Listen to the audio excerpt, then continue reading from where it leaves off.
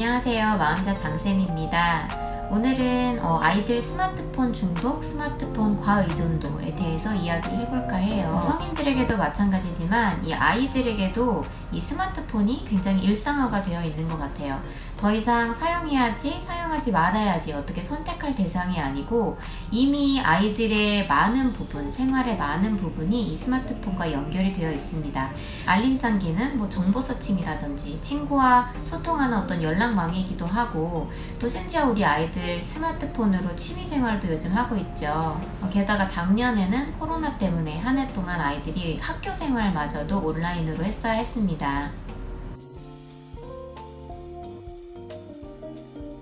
스마트폰을 아이들이 많이 사용한다는 부분을 저희가 체감적으로는 알고 있지만 실제로 얼만큼 아이들이 스마트폰을 많이 사용하고 있는지 모르잖아요. 그래서 제가 한번 찾아봤더니 2018년도에 보건복지부에서 아동 종합 실태 조사라는 거를 실행을 했었더라고요. 9세에서 17세 아동을 대상으로 이 스마트폰 과의존과 게임 이용에 대한 조사를 해보았었는데요. 우리나라 아동의 34% 정도가 과의존 위험군에 속한다고 합니다. 굉장히 크죠. 34%면 그 34%가 위험군인데 그 위험군 안에서도 5.8%가 고위험군 그리고 27.9%가 잠재적 위험군으로 나타났다고 해요. 2017년도에는 우리나라 아동 중에 30%가 과의존 위험군으로 나타났었거든요. 그러니까 2017년도에 비해서 2018년도에 4% 정도가 높아진 걸 볼 수 있어요. 그런데 이제 저희는 2021년이죠. 그 사이에는 무슨 일이 있었는지 조사한 내용이 없더라고요. 그래서 21년도인 지금에는 아마 그 스마트폰 과의존 위험군의 퍼센테이지가 조금 더 늘어나지 않았을까 추측을 해볼 수 있습니다. 12세에서 17세 아동이 좀 더 고위험군이 많이 나타나는 것으로 나왔고 또 소득 수준이 낮을수록 그리고 한부모 및 조손 가구에서 아이들이 성장할수록 이 과의존 비율이 조금 높아지는 것을 볼 수가 있었어요. 아무래도 부모님의 통제가 덜 가해지는 아이들이 그 스마트폰에 의존을 좀 많이 하게 되는 것이 아닐까 이렇게 생각을 해보게 됩니다. 이게 비단 우리나라만의 문제는 아닌 것 같아요. 전 세계적인 문제인 것 같고 2018년도에 질병 분류하는 기준에 이 게이밍 디스오더리 들어갔어요. 그리고 WHO에서도 이 게이밍 에딕션을 정신건강 항목에 집어넣었습니다. 그런데 아직 DSM-5, 그 정신건강 진단을 내리는 어떤 월드와이드한 진단 기준이 있어요. 그 DSM-5라는 진단 기준에는 아직 그 게이밍 디스오더리 들어가지는 않았고 그게 이제 더 연구가 필요하다 보류해 놓은 상태입니다만 이 다음번 에디션에 들어갈 수도 있어요. 그렇다면 부모인 우리들은 아이들이 이렇게 기기를 사용하는 부분을 왜 염려해야 되는 걸까요? 여러 가지 이유가 있을 수 있죠. 아이가 스마트폰을 하느라고 자기가 해야 할 일을 안 하거나 아니면 시력이 나빠질까봐 염려가 되시는 부분도 있으실 거고요. 또 이렇게 구부정하게 스마트폰만 하고 있는 모습이 좀 꼴보기 싫어서 이렇게 아이한테 하지 말아라 라고 얘기하는 부분도 있을 것 같아요. 뭔가 이렇게 성실하게 뭔가를 하는 느낌은 안 들잖아요. 그런데 정말 아이들의 손에서 저희가 스마트폰을 내려놓게 해야 되는 결정적인 이유 한 가지가 있습니다. 바로 이 전두엽 기능의 저하 때문이에요. 전두엽이라고 하면은 저희 뇌에서 앞부분, frontal cortex라고 하거든요. 이미 국내에서도 해외에서도 많은 연구팀들이 이 스마트폰 사용이 전두엽 기능을 저하시킨다라는 연구 결과를 발표한 바가 있습니다. 그리고 이미 보신 분도 계시겠지만 작년 7월쯤에 KBS 창이라는 프로그램에서 이 연구를 한 적이 있어요. 이 청소년들을 대상으로 스마트폰을 71일간 사용하지 않기 실험을 했었거든요. 그런데 이 스마트폰을 71일간 사용하지 않은 어떤 청소년들 군과 그리고 계속해서 스마트폰을 사용했던 어떤 그룹을 두고 이렇게 비교 연구를 하였습니다. 그랬을 때 이제 계속 스마트폰을 이용했던 아이들에 비해서 71일간 스마트폰 사용을 중단했던 아이들이 그 전두엽 기능이 다시 우수해진 걸 볼 수가 있었거든요. 그래서 이 스마트폰이 전두엽 기능에 영향을 미친다. 이 사실은 저희들이 어떻게 반박할 수 없는 어떤 기정사실이 된 것 같아요. 그렇다면 이 전두엽이 어떤 기관이냐? 사실 저희들이 가지고 있는 모든 조절 기능은 전두엽이 모두 담당하고 있다고 생각하시면 돼요. 어떤 행동 조절 부분, 충동 조절 부분, 감정 조절 부분까지도 모두 전두엽에서 힘을 발휘하고 있습니다. 전두엽이 그 기능을 제대로 하지 못하면 저희가 화를 조절하고 싶을 때도 화를 조절하지 못하고 분노 조절 문제를 일으키게 됩니다. 그리고 쇼핑, 게임, 도박, 어떤 류의 충동이든지 그 충동이 한번 일어나면 그것을 조절하지를 못해서 어떤 중독으로 빠지는, 중독으로 연결되는 그런 상황이 많이 일어날 수 있어요. 그리고 또 사회적 상황에 맞게 행동하기가 어렵겠죠. 제 기분을, 충동을 어떻게 조절할 수 없으면 사회적 상황에 내가 올바르게 행동하는 게 좀 어려울 거예요. 그렇기 때문에 건강한 대인관계를 만들기가 또 어렵게 되고요. 또 주의 집중력 부분도 전두엽 영향을 받습니다. 그래서 ADHD를 경험하고 있는 아동들이나 청소년들 같은 경우에 과잉 행동을 조절할 수가 없죠. 그리고 또 주의 집중력 문제가 일어나는데 내가 집중해야지 해도 집중력을 발휘할 수 없는, 내 뇌를 조절할 수 없는 상태에 이르게 됩니다. 그래서 그 전두엽 기능을 보완해 줄 수 있는 약물을 처방하는 거고요. 그래서 이 전두엽이 이런 조절 기능을 모두 관리를 하신다고 보면 되고, 또 조절 기능뿐만이 아니라 전두엽이 또 하고 있는 일이 더 많은데, 의사결정 부분, 내가 이렇게 행동해야겠다, 저렇게 해야겠다, 이런 의사결정 부분도 전두엽에서 담당을 하고 있다고 해요. 그리고 또 문제 해결을 할 때나 계획을 세우거나 또 내가 이런 행동을 하면 이런 일들이 일어나겠지라고 유추하는 기능까지도 전두엽에서 담당을 하고 있다고 합니다. 이쯤 되면 거의 제대로 된 인간 구실을 하려면 필요한 모든 기능을 전두엽에서 관리를 하고 있다고 보면 될 것 같아요. 특히 이제 아이들의 전두엽은 계속 발달하는 과정 중에 있죠. 그래서 이 전두엽이 유년기부터 성인이 막 되는 그 시점까지도 계속해서 발달을 이어간다고 해요. 그래서 그 시기까지 아이들의 전두엽이 잘 기능할 수 있게, 잘 발달할 수 있게 저희들이 지켜줄 의무가 있을 것 같습니다.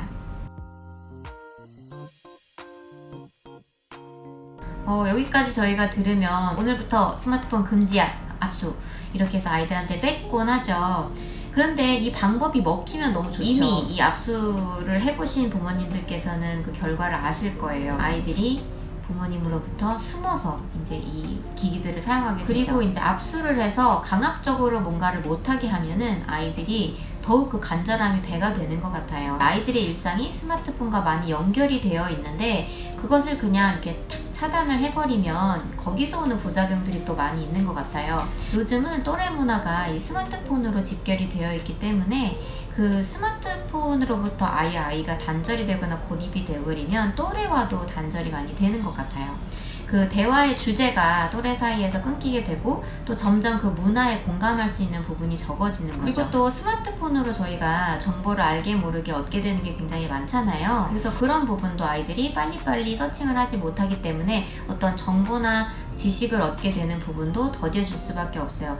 게다가 그 학령장기 아이들 같은 경우 스마트폰 교육 콘텐츠가 너무 잘 돼 있어서 어떤 말이나 언어를 배우는 데 도움도 받죠. 그래서 요즘 이제 언어를 좀 더 빨리 습득하는 아이들을 관찰해 보면 스마트폰이나 온라인 교육 콘텐츠를 통해서 배우게 되는 아이들이 많더라고요. 당연히 그 아이들에 비해서 스마트폰에 노출되지 않는 아이들은 언어나 이런 발달 부분이 부모님들이 정말 엑스트라 노력을 해주지 않는 이상 조금 발달이 느릴 수밖에 없겠죠. 그래서 이렇게 부모님들이 스마트폰에 중독될까봐 강박적으로 아예 스마트폰을 아이로부터 단절시키게, 근처에도 가지 못하게 하시는 부모님들이 있는데 결론부터 말하자면 이 방법은 실패입니다. 일시적으로 아이의 스마트폰 사용을 멈출 수는 있지만 아이는 못하게 하면 할수록 더 스마트폰에 집착을 하게 될 거예요. 그래서 이것은 어떤 장기적인 대책이라기보다는 그냥 일시적으로 아이들을 스마트폰 사용으로부터 떨어질 수 있게 하는 어떤 그런 방법으로만 기능할 수 있을 것 같아요.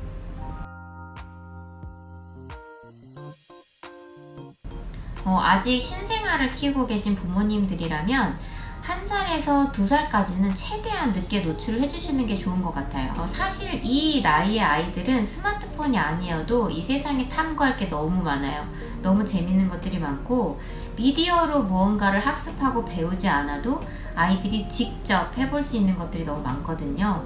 엄마와의 눈맞춤을 하면서 어떤 심리적인 안정감을 체득할 수도 있고 또 이렇게 뒤집고 걷고 뛰고 뭐 이런 자기 신체 기능들을 하나씩 개발하고 습득하기에도 바쁜 나이죠. 그리고 또 세상을 직접 자신의 시각으로 보고 또 냄새를 맡고 입으로 탐색해보고 또 이제 엄마가 들려주는 동화나 뭐 이런 것들 통해 청각적인 자극으로 청각 능력을 좀 늘리기도 하고 또 손으로 이렇게 만지면서 그렇게 오감을 통해서 아이들이 이제 발달을 해나가는 시기라 이 시기에는 스마트폰보다 어떤 오감을 충족해 줄 수 있는 어떤 활동들이 훨씬 재미나고 좋은 놀이가 될 수 있어요.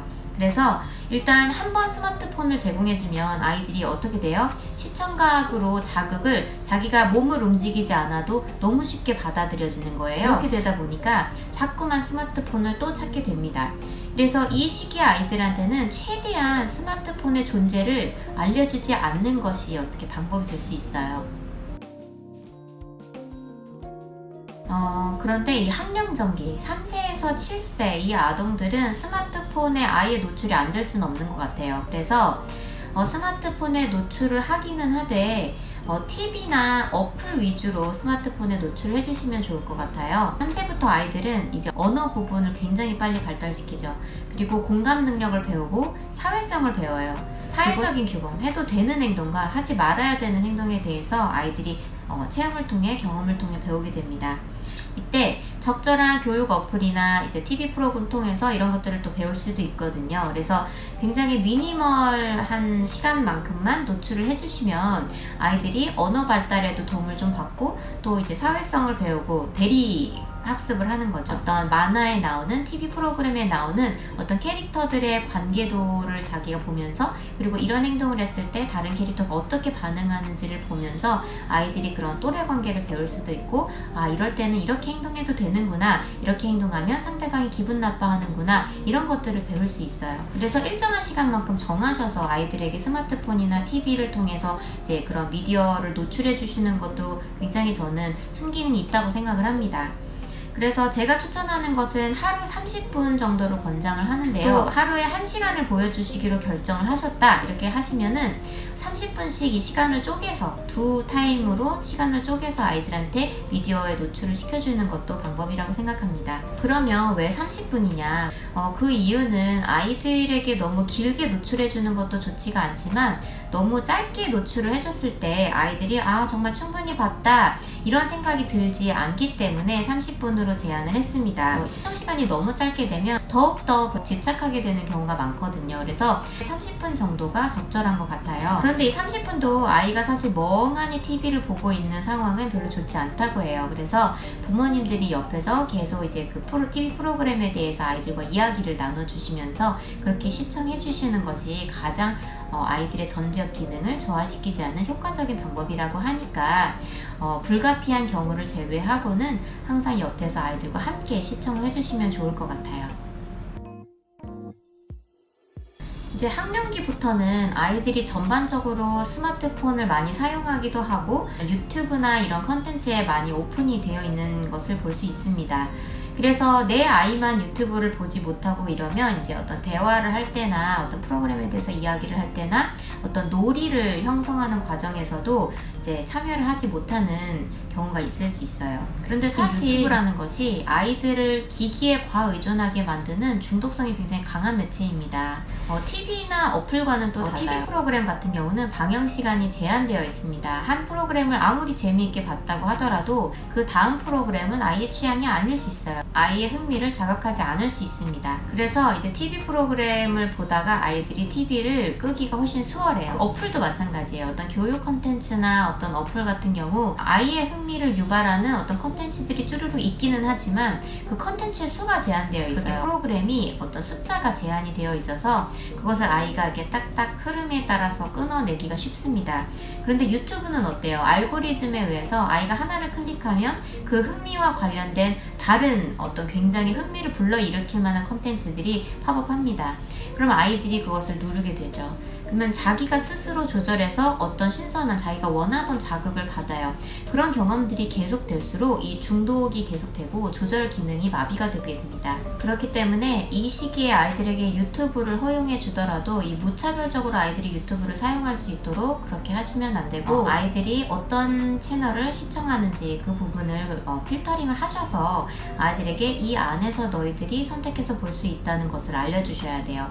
그리고 물론 시간 제한이 있어야 되겠죠. 간혹 허락한 채널이라도 이제 욕설이나 어떤 폭력적인 내용이나 성적인 발언이나 이제 이런 부분들이 나올 수가 있어요. 어떤 굉장히 비교육적인 내용이 포함되어 있을 경우에 부모님들이 이런 경우에는 엄마가 시청을 제한해야 돼 라는 부분을 아이한테 미리 설명을 해주시면, 그러면 아이가 그런 상황이 오더라도 당황하지 않을 수 있죠. 아, 엄마가 얘기했던 부분이구나, 이거는 비교육적인 내용이 담겨있기 때문에 엄마가 허락한 채널이기는 하지만 제한을 하시는구나를 알 수 있도록 미리 그런 부분에 대해서 어떤 내용이 담겨져 있을 경우 엄마가 시청을 제한할 수 있는지 부분에 대해서 아이와 충분한 대화를 나눠주시면 좋을 것 같습니다. 마지막으로 이제 청소년기 12세 이상 아동들의 어떤 스마트폰 사용에 대해서 말씀을 드릴 건데요. 그 청소년기에는 이제 부모님들이 일방적으로 할 경우에 아이들이 이제 아예 부모님의 등 뒤에서 숨어서 하기도 하고 비교육적인 내용을 좀 더 시청하게 되는 경향이 있습니다. 그래서 이 시기부터는 아이와 정말 대화를 많이 하셔야 돼요. 아이와 상의를 해서 스마트폰 사용 시간을 정하는 것이 굉장히 중요합니다. 예를 들어서 이제 아이들마다 스마트폰이 꼭 필요하다고 느끼는 그 시간대가 다를 거예요. 그러니까 예를 들면 학교가 다녀와서 어떤 숙제나 이런 부분을 친구들과 같이 교류하면서 하고 싶을 때 사용하고 싶어 하는 아이들이 있는가 하면, 자기 전에 자기의 취미생활이나 어떤 좋아하는 프로그램을 보기 위해서, 시청하기 위해서 그렇게 스마트폰을 사용하고 싶어 하는 아이들이 있어요. 그래서 아이가 스마트폰 사용 시간대를 정하게 하시고 아이가 정말 잘 사용할 수 있는지 한번 지켜봐 주세요. 이렇게 보면서 관찰을 해보는 겁니다. 그렇게 두었을 때 아이가 스마트폰 사용을 정말 시간을 잘 조절하고 정말 자기가 약속한 시간만큼만 사용하고 이렇게 되면 사실은 문제될 게 없어요. 그런데 이제 문제될 부분은 아이가 어떤 시간대에 사용을 했더니 좀 일상에 많은 지장을 받는다, 어떤 숙제하는 부분이라든지 수면 문제라든지 그런 부분에 지장을 받는 겁니다. 그런 문제가 발생을 했을 때 이제 아이와 다시 대화를 하셔야 돼요.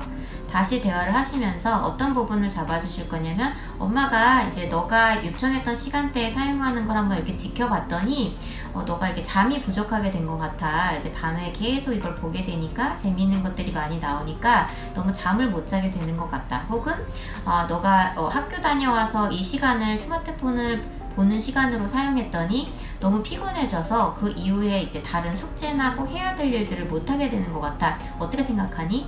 이런 부분에 대해서 정말 탁 터놓고 아이와 얘기를 할 수 있어요. 그러면 아이가 인정할 수 있어요. 엄마가 너한테 맡겨줬는데 왜 잠을 안 자? 너무 중독된 거 아니야? 이렇게 써도 되겠어? 이렇게 얘기하는 게 아니라 아이들한테 정말 엄마가 이렇게 지켜봤더니 이런 부분들이 좀 문제가 되는 것 같아. 너는 어떻게 생각해? 이렇게 물어보면은 아이들이 의외로 솔직하게 대답을 합니다. 맞아요. 엄마, 제가 이 시간에 사용을 했더니 계속 보게 돼서 잠을 좀 못 자게 되는 부분이 있어요. 이렇게 아이들이 솔직하게 얘기를 하거든요. 그럴 때 이제 어머님이 얘기할 수 있어. 그래, 그럼 너는 어떻게 했으면 좋겠어? 이렇게 계속 잠을 못 자면 너가 건강을 해칠 수도 있고 또 이제 학교 가서 너무 힘들잖아. 이제 어떻게 하면 좋을까? 아이한테 스마트폰을 아예 못 쓰게 하는 것이 아니라, 나는 너의 취미생활을 존중해. 하지만 이것이 너에게 악영향을 미치고 있어. 그럼 어떻게 하면 이 취미생활도 유지를 하면서 좋은 시간대에 사용할 수 있을까? 이렇게 접근을 하는 것이거든요. 그래서 아이들한테 그렇게 얘기를 나누면서 같이 함께 대화를 통해서 방법을 모색해 가셔야 돼요. 그러면 아이가 그러면 엄마, 제가 잠자기 전에 보지 않고 한번 뭐 이 시간대에 봐볼게요. 아니면 아무래도 주중은 안 되겠어요. 제가 주중에는 보지 않지만 주말에 대신 몰아서 사용을 할게요. 뭐 이렇게 얘기를 한다든지, 그랬을 때 이제 합의점을 찾으셔서 어머님이 그래, 그럼 이렇게 한번 해보자. 아이가 어떤 제안을 했을 때 한번 그것이 완벽한 솔루션이 아닐지라도 한번 체험해 보게끔 하는 게 가장 좋습니다. 그래서 아이들이 스스로 체험해보고 이렇게 해봤더니 이것 또한 영향을 많이 받아요. 이렇게 해봐야겠어요 하면서 자신의 가장 적합한 스마트폰 사용 시간대를 정할 수 있도록 그렇게 이제 함께 찾아가는 작업이 필요합니다. 이제 청소년 같은 경우 컨텐츠 제한을 안 하시는 경우가 많은데, 청소년 시기에도 컨텐츠 필터링은 부모님께서 해주셔야 돼요. 그래서 근데 그 부모님께서 이렇게 다 보시고 이거 너무 안 좋아 보지마 이렇게 필터링을 해주시는 것이 아니라 청소년기엔 항상 대화로 해야 되잖아요. 항상 아이들의 입에서 그것이 나오게끔 유도를 하시는 부분이 스킬입니다. 요즘 또래 친구들이 어떤 컨텐츠를 보는지 이제 이런 부분에 대해서 대화를 하시다가 이 컨텐츠는 어떻고 저 컨텐츠는 어떻고 이런 부분을 아이와 항상 대화를 하셔야 돼요. 그래서 아이가 이렇게 어떤 컨텐츠를 보다가 엄마 근데 여기는 너무 욕설이 많이 나와 좀 불편한 마음에 이렇게 얘기를 할 수 있거든요. 그래서 그럴 때 그래? 욕설이 많이 나와? 그러면 그게 너한테는 어떤 영향을 주는 것 같아? 이렇게 이제 질문을 해보시면 아이가 글쎄요. 근데 욕을 하긴 하지만 이제 친구들도 많이 하는 욕이라 하지만 저는 쓰지 않을게요. 라고 이제 얘기를 하는 것에서부터 이미 필터링이 되고 있는 거거든요. 이미 미디어에서 욕설을 노출받았지만 아이가 스스로 이건 하지 말아야 되는 행동이야 라는 것을 한번 자체 검열을 하게 되는 과정이 될 수 있습니다. 그래서 이렇게 욕설이 나오는 부분이나 폭력적인 어떤 장면이나 이런 것들에 대해서 계속 이제 어머님이 촉각을 곤두세우고 계시다가 이렇게 아이들과 한 번씩 대화를 해주시는 것이 필요해요. 안 좋은 부분이 커지면 아이들 스스로가 이렇게 내려놓기도 하거든요. 이 프로그램 더 이상 안 볼래요. 불편해요. 이렇게 하면서 이제 아예 이렇게 치우기도 하니까 프로그램에서 올 수 있는 영향 부분에 대해서 아이와 계속 대화를 나눠주시는 것이 필요합니다. 그러면 얼마만큼 사용하는 게 중독이냐라고 이제 부모님들이 궁금해 하실 수 있는데요. 아이들이 하루 종일 핸드폰을 붙들고 있는데 붙들고 있으면서 어떤 부모님이나 가족들과 대화를 단절하고 혼자 계속 그 스마트폰 안에 빠져 있는다. 아니면 또 해야 할 일들이 자꾸 미뤄져서 결국은 다 해내지 못하는 그런 일들이 계속해서 반복해서 일어난다. 또는 짜증이나 화 같은 그런 감정 조절 부분들이 잘 되지 않는다. 이런 상황에서 우리는 중독을 의심해 볼 수가 있습니다. 이런 경우에는 가까운 센터나 병원을 방문하셔서 도움을 받아보시는 것이 필요합니다. 이 TV, 인터넷, 스마트폰, 게임 중독 같은 경우는 정서적인 문제들로 인해서 유발되는 경우가 많이 있어요. 우울증, 강박증, 가족 간의 갈등, 부모님의 무관심, 낮은 자존감, 높은 불안감 이런 여러 가지 이유들로 인해서 유발이 되기도 하지만 사실 이 중독은 우울증과 연관성이 높습니다. 특별한 노력 없이 이제 클릭이나 터치만으로도 이제 어떤 현실에서 도피하게 해주잖아요. 그 매체들을 통해서 잠시 우울한 감정을 완화시키는 거죠. 그래서 그런지 우울증을 가진 사람들이 그 매체에 더 의존을 많이 하게 됩니다. 중독 수준이 심해질수록 스스로를 조절하는 능력이 제대로 기능할 수 없게 되거든요. 이를 통해서 오는 좌절감은 더욱더 큰 우울감을 이렇게 주게 되고 또 이런 우울감이 깊어질수록 더욱더 매체에 의존하게 되는 이 악순환이 계속되게 됩니다. 전문가를 찾으셔서 근본적으로 아이가 중독에 빠지게 된 원인을 제거하는 게 가장 중요하고요. 우울증을 경험하게 된 계기, 그리고 가족 간의 갈등, 관계 이런 부분들을 해소하고 완화시켜 가다 보면은 중독 부분이 서서히 이렇게 해결되는 경우도 많이 있습니다. 일단 중독에 빠진 아이들은 대화 자체를 안 하려고 하기 때문에 부모님들이 아무리 집에서 계속 이야기를 해보자, 어떻게 해보자 이렇게 하셔도 이제 계속 관계가 악화될 수 있거든요. 그래서 그 대화의 물꼬를 트는 방법으로 이제 부모님들께서 아이가 지금 빠져있는, 중독되어 있는 그 매체 안으로 함께 들어가시는 겁니다. 만약에 아이가 게임 중독이라고 하면 그 게임을 함께 하시는 거예요. 누구누가 이 게임 재밌어? 엄마도 한번 해볼까? 하면서 그 게임을 시작하시는 거죠. 그래서 이제 어떤 아이가 관심을 가지고 있는 분야로 이제 어머님께서 들어가셔서 거기에 대한 대화를 하나둘 시작하면서 물꼬를 트시는 거죠. 대화의 물꼬를 트신 이후에 그 대화의 영역을 아주 점진적으로 넓혀가시는 겁니다. 그리고 아이가 어느 정도 대화를 하게 되는 수준에 이르게 되면 관계 회복이 되거든요. 그래서 관계 회복이 어느 정도 이르게 되면 거기서 이제 인터넷 말고 그 외부에서 할 수 있는 활동을 함께 찾아가시면 좋습니다. 오프라인에서 대체할 수 있는 흥미 활동을 찾아내지 못하시면 결국 아이가 다시 그 혼자만의 동굴로 들어가게 되거든요. 그래서 이 부분을 찾기까지 굉장한 인내심을 가지시고 전문가와 함께 이 과정들을 함께 해나가시면 반드시 아이가 그 중독 상태에서 빠져나올 수가 있습니다. 그러고 나서 어느 정도 스스로 조절할 수 있는 힘이 생기면 이제 성공 경험을 한 번, 두 번 하게 되면서 그 성공 경험을 통해서 중독 증상에서 빠르게 호전되는 경우도 많이 있어요. 기관이나 센터를 통해서 오프라인에서 할 수 있는 활동들에 대해서도 교육 받으실 수도 있고 정보를 얻으실 수도 있으니까 이제 아이들이 어떤 중독 상태가 의심된다 이렇게 생각이 되시면 주저하지 마시고 가까운 센터를 방문하셔서 전문가의 도움을 받으시길 바랍니다. 그럼 저는 오늘 여기까지 하고 마치겠습니다. 오늘도 함께 해주셔서 감사합니다.